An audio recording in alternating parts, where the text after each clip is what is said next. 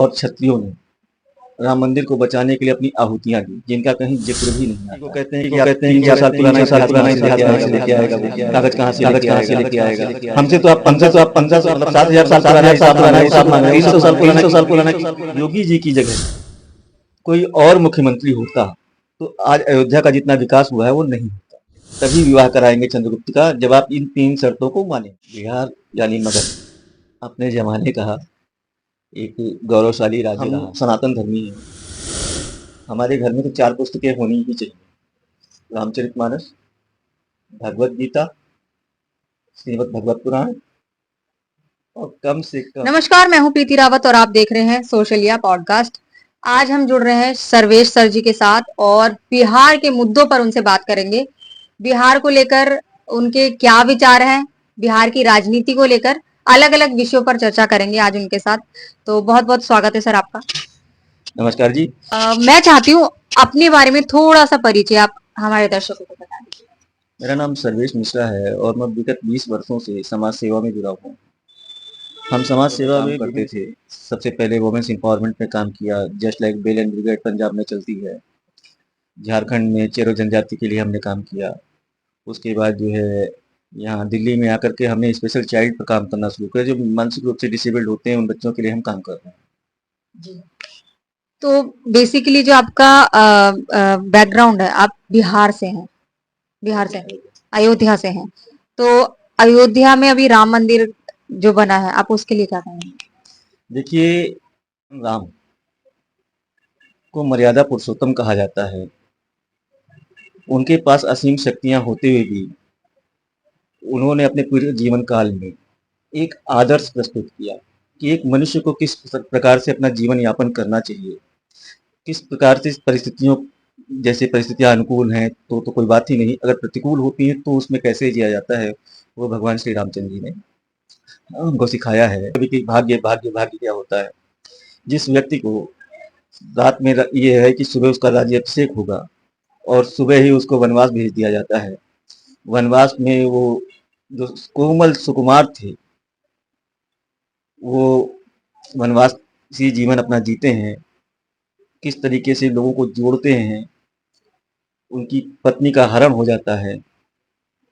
पत्नी के हरण के बाद वो समाज के दबे कुचे कुचले लोगों को साथ में जोड़ करके लंका पर आक्रमण करते हैं, रावण का वध करते हैं। उसके बाद जो है अपनी पत्नी को वापस लेकर आते हैं।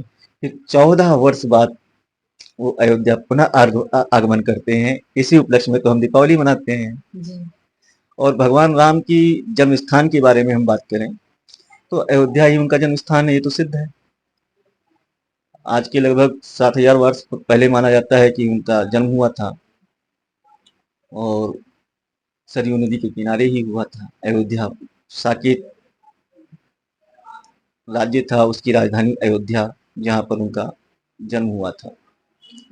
राम मंदिर जो है वो बाबरी मस्जिद तोड़ करके राम मंदिर बना दिया गया, सारी चीजें हुई।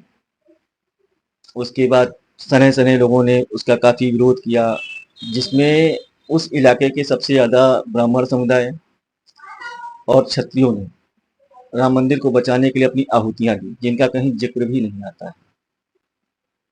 फिर धीरे धीरे धीरे धीरे लोगों ने बहुत प्रयास किया। सर 1949 में वहां मूर्ति की स्थापना की गई।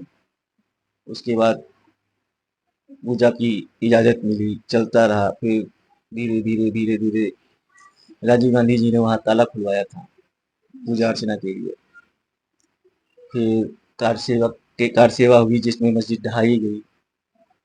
उसके बाद कोर्ट में प्रकरण चला। कोर्ट में प्रकरण चलने के बाद जो है सबसे बड़ी विडंबना अभी जो आज हम देखते हैं, सुप्रीम कोर्ट के बारे में मैं कुछ कह नहीं सकता क्योंकि वो भाई सर्वोच्च है, न्याय तो सबसे बड़ी चीज होती है, लेकिन कहीं ना कहीं बातें खलती हैं कि आप तो हमसे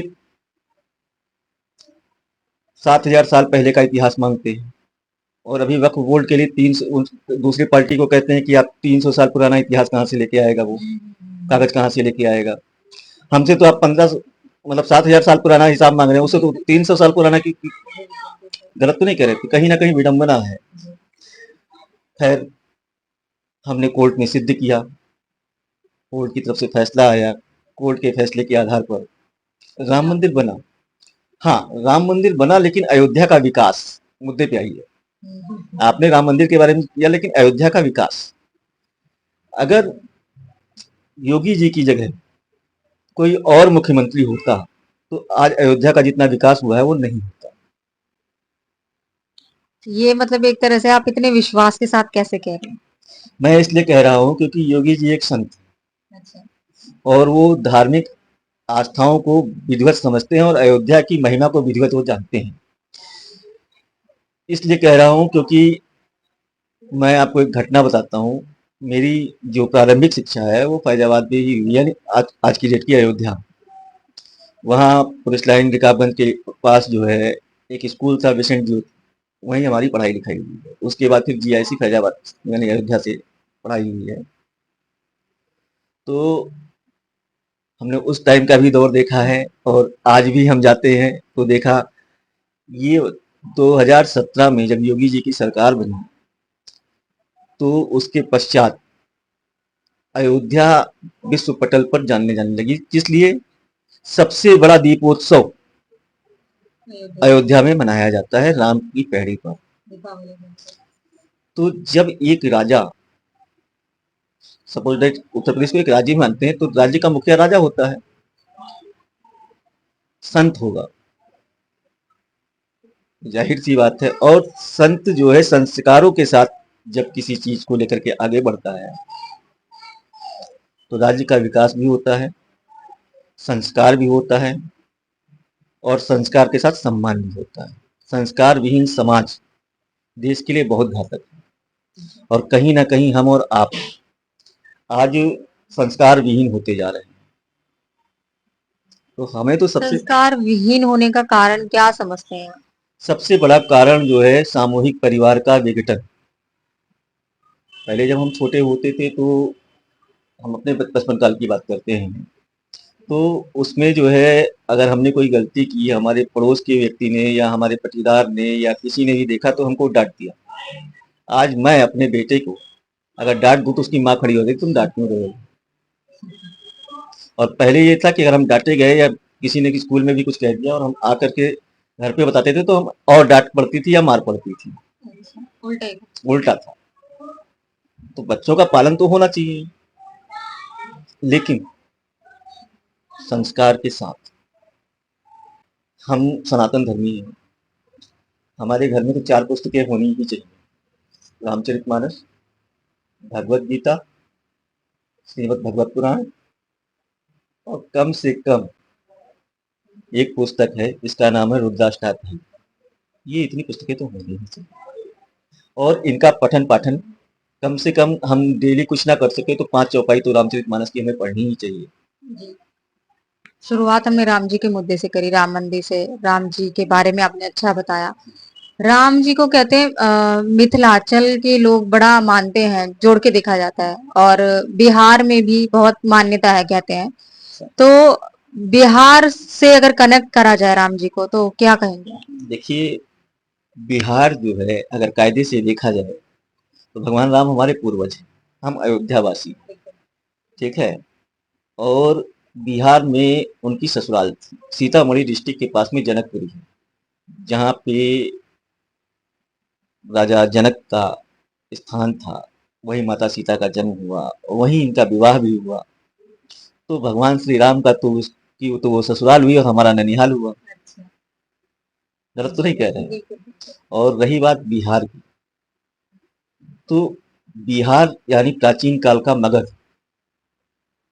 मगध जो है अपने जमाने में, वो प्राचीन काल की बात अगर हम करें तो एक समृद्ध राज्य हुआ करता था। समृद्ध राज्य हुआ करता था, और बिहार में नालंदा विश्वविद्यालय शिक्षा का गढ़ था। जहाँ के एक प्रमुख आचार्य थे आचार्य चाणक्य। उन्होंने एक बात कही थी हुआ क्या था कि चंद्रगुप्त मौर्य ने जब सिकंदर की सेना को हराया और शैल्यूकस यानी सिकंदर के सेनापति ने अपनी पुत्री का विवाह चंद्रगुप्त मौर्य से करना चाहा, तो चाणक्य जी ने 3 शर्तें रखी थी क्या थी वो 3 शर्तें? कि हम आपकी पुत्री से तभी विवाह कराएंगे चंद्रगुप्त का, जब आप इन 3 शर्तों को मानें। पहला, आप राज सिंहासन पे कभी नहीं बैठेंगी, आपको महारानी का दर्जा नहीं दिया जाएगा और आपका बेटा इस राज्य का उत्तराधिकारी यानी राजा नहीं बनेगा। क्यों? क्योंकि चाणक्य का मानना ये था कि विदेशी मूल की महिला से उत्पन्न हुआ पुत्र, विदेशी मूल की महिला से उत्पन्न हुआ पुत्र जब हमारे यहाँ की संस्कार, कल्चर। सभ्यता, सारी चीजें नहीं जानता है, तो हमारे देश को का संचालन कैसे करेगा? भाई आप सपोज दैट जहाँ से आए हैं वहाँ का कल्चर कुछ और है, हमारा कल्चर कुछ और है, तो कहीं ना कहीं भिन्न हो जाएंगे। और एक कहावत है कि कोस कोस पर पानी बदले और 3 कोस पर वाणी, मतलब 3 कोस पर वाणी, मतलब 3 किलोमीटर के बाद पानी चेंज हो जाएगा। पुराने बिहार के बारे में थोड़ा बताइए। बिहार यानी मगध अपने जमाने का एक गौरवशाली राज्य रहा है, जिसने शिक्षा, युद्ध कला और आपसी सद्भाव का संसार को रास्ता दिखाया। एक पुस्तक है अर्थशास्त्र, जिसके रचयिता कौटिल्य यानी चाणक्य, जिन्होंने उसका नाम तो अर्थशास्त्र दिया पुस्तक का। अर्थ के साथ में राजनीति कैसे होती है और राजनीति के बगैर अर्थ, मतलब बगैर अर्थ के राजनीति कैसी होती है, वो पुस्तक में पूरा दिया हुआ है। वो आचार्य चाणक्य के द्वारा रचित थी। नालंदा विश्वविद्यालय मैंने अभी पहले भी जिक्र किया, जहाँ विदेशों से लोग पढ़ने आते, तो उस टाइम फायान वगैरह, मेगास्थनीज, ये सब नालंदा आए और इन्होंने शिक्षा ग्रहण की। जाकर के हमारे यहाँ के कल्चर को वहाँ ढाला, हमारी शिक्षा से गौरवान्वित हुए, सारी चीजें। ये तो आपने पुराने बिहार के बारे में बताया। आपके बिहार में क्या अंतर है? देखिए, अब के बिहार में बात की जाए तो अब के बिहार में थोड़ी सी समस्याएं तो बीच में उत्पन्न हुई थी, और मैं 2000 के आसपास भी बिहार गया था, और आज अभी लास्ट ईयर भी गया बिहार। तो 2000 के टाइम में कुछ चीज़ें जो थी वो बहुत बिगड़ी हुई थी। मैं किसी पार्टी या किसी सरकार के बारे में कोई हस्तक्षेप नहीं कर रहा हूँ, लेकिन अभी जो मैंने बिहार में देखा, मैं 2016 में भी गया था, एक पटना में कार्यक्रम था, तो उसी कार्यक्रम में मैं गया हुआ था। उस टाइम भी देखा डेवलपमेंट, आज भी देखा। बिहार में जो चीज़ें पहले सुनाई देती थी कि जंगल राज, कहीं ना कहीं उससे बिहार पूर्ण रूप से आज़ाद हो चुका है। जैसे कहते हैं ना कि गुलामी हो गई है, तो उससे कहीं ना कहीं आज़ाद हो चुका है। और बिहार में आज की डेट में बिहार एक ऐसा राज्य है गुजरात के बाद जिसने शराबबंदी कर रखी है। लेकिन बहुत सारी खबरें आती है शराबबंदी के नाम पे क्या हो रहा है, ये आप जानते हैं। और दूसरा एक बिहार का फेस ये भी कहा जाता है, जैसे भी आपने बताया कि जंगल राज, कहते हैं वो जंगल राज बनाने में कहीं ना कहीं राजनेता ही खुद इन्वॉल्व थे। वो एक बंदे को कर देते थे कि वो आगे की इन सब चीजों को चलाता था, जंगल राज को, ऐसा। देखिए, उस मुद्दे पर मैं कोई टिप्पणी नहीं करना चाहूंगा, क्योंकि ये राजनीतिक मुद्दा हो जाएगा और मैं राजनीति से अभी बहुत कोसों दूर हूँ। नहीं, इसमें इस मतलब मेरा कहने का मतलब हम किसी का नाम नहीं लेना चाह रहे, या ये नहीं, ऐसी चीजें थी, मैं ये पूछना चाह रही हूँ। देखिए, मैं अभी एक छोटी सी बात कहूंगा, अभी मैं कहूंगा तो वो राजनीतिक मुद्दा हो ही जाएगा, लेकिन अब कहना मजबूरी हो गई, जिस हिसाब से आप पूछ रहे हैं। अभी कुछ दिन पहले कुछ लोगों पर राउज एवेन्यू कोर्ट के द्वारा, बिहार के ही लोग हैं, प्रतिष्ठित लोग हैं, राउज एवेन्यू कोर्ट दिल्ली के द्वारा जो है आरोप निर्धारित किए गए थे। उस पर एक दिन मैं डिबेट टीवी पे सुन रहा था, तो लोग राजनीति कर रहे हैं कि ये फैसला अब चुनाव के टाइम पे ही आना था, ये है वो है। तो कहने का मतलब ये है कि जो प्रकरण 2017 से चल रहा है, तो आरोप तो कहीं ना कहीं सिद्ध होने थे। कोर्ट की अपनी प्रक्रिया है, चुनाव आयोग की अपनी प्रक्रिया है। राजनीति अपनी जगह है, राजनीति एकदम शुद्ध होनी चाहिए, लेकिन राजनीति को लोगों ने अपना पेशा बना लिया है। बिहार में राजनीति का रूप क्या है? हम बिहार की आप किसी किसी पार्टी को नाम मत लीजिए, लेकिन आप जैसे बता रहे हैं आप बिहार गए हैं, आते जाते रहते हैं, तो वहां पे राजनीति का रूप क्या है बिहार में? देखिए, बिहार में राजनीति का रूप जो है, सबसे बड़ी बात तो बिहार अभी भी जात से बंधा हुआ है। वहाँ जातिवादिता बहुत ही तगड़ी है। और लेकिन एक उसके साथ प्लस पॉइंट है कि वहाँ के लोग बड़े मेहनती होते हैं। जिस भी दिशा में वो कार्य करते हैं, पूरे लगन से, निष्ठा से काम करते हैं। आप उठा करके देख लीजिए तो मेरे ख्याल से अगर कोई भी रिजल्ट उठा के देखेंगे तो कम से कम 50% बिहार का लोग मिलेगा उसमें। और सरकारी नौकरियों में ही नहीं, अनेक बिजनेसों में और कई जो है आईटी सेक्टर वो बिजनेस में आ गया, आईटी सेक्टर वगैरह सारी चीजें। राजनीति में भी अगर देखा जाए तो बिहार की जो बात होती है कि यादव जी थे, सांसद थे, इस वक्त तो नहीं है क्योंकि उनकी उम्र काफी हो गई थी। मैंने उनका लोकसभा में स्पीच भी बहुत मतलब टीवी पे देखा है। वो बातें बहुत ही सटीक करते थे, बड़े विद्वान व्यक्ति थे वो। उनका नाम मुझे नहीं याद आ रहा है। अ, बिहार में मुझे दोहा याद आ रहा है बिहार के लिए। बताइए। दोहा ये है, बिहारी जी के ऊपर था। सत सहिया के दोहरे, जिन नाविक के तीर देखन में छोटन लगे, घाव करत गंभीर। बिहार के लोग अगर कोई चीज ठान ले तो उनके लिए कोई चीज मुश्किल नहीं है। असंभव तो उनके लिए दुनिया में कुछ है ही नहीं।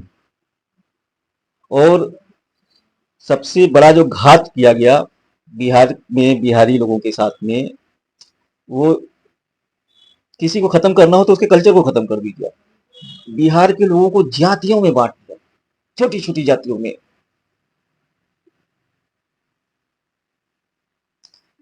और जातियों में बांट के एक दूसरे के खिलाफ खड़े करते गए। उसके बाद राजनीति में ला करके ऐसा पिरोया कि लोग संविधान की दुहाई देते हैं लेकिन संविधान के बारे में पूर्णतः जानते भी नहीं।